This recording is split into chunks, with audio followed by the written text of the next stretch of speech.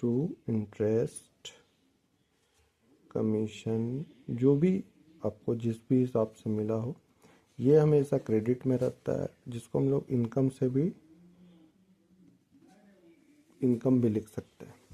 तो इसमें क्या है, ये हमारा एंट्री है बेसिकली जो नॉर्मली हमको इंटरेस्ट मिलता है। लेकिन अब यहाँ पे क्या है कि वो एक्रूड इनकम है, यानी हमको कैश या बैंक में तो वो चीज़ मिलेगा नहीं, तो हम इसका एंट्री लेंगे कैसे।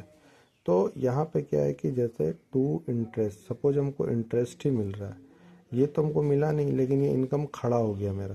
तो इसमें क्या है कि क्या वो हमको कैश में मिला, बैंक में मिला, नहीं, वो किस चीज़ में मिला है, तो एक्रूड इनकम में मिला है। एक्रूड इनकम अकाउंट डेबिट, ये क्या है, ये हमारा एसेट है, और ये कहाँ दिख रहा है, एसेट का कौन सा वाला है, डेबिट, तो इसलिए ये कहाँ दिख रहा है, डेबिट में दिख रहा है।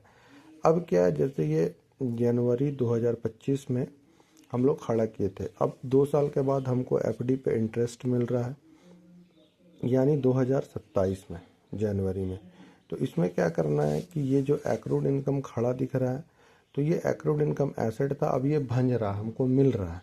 तो ये इसको ख़त्म करने के लिए डेबिट में है, तो ख़त्म करने के लिए क्या कर देंगे, क्रेडिट, यहाँ पे लिख देंगे टू एक्रूड इनकम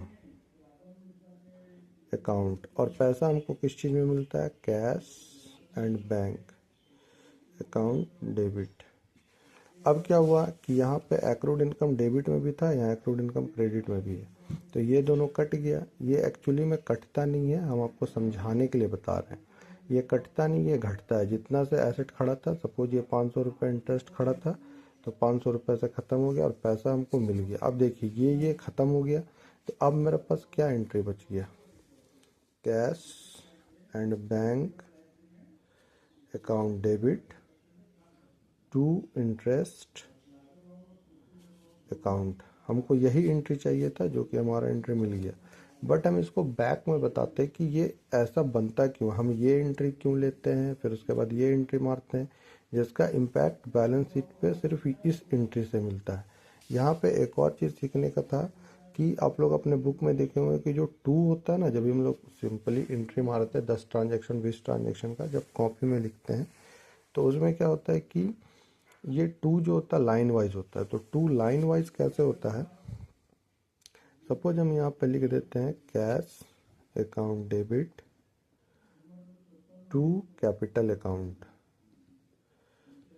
तो फिर यहाँ पे हम एक और एंट्री लिखते हैं cash account debit to sales account. तो आप यहाँ पे देख रहे होंगे कि ये जो टू है ये लाइन वाइज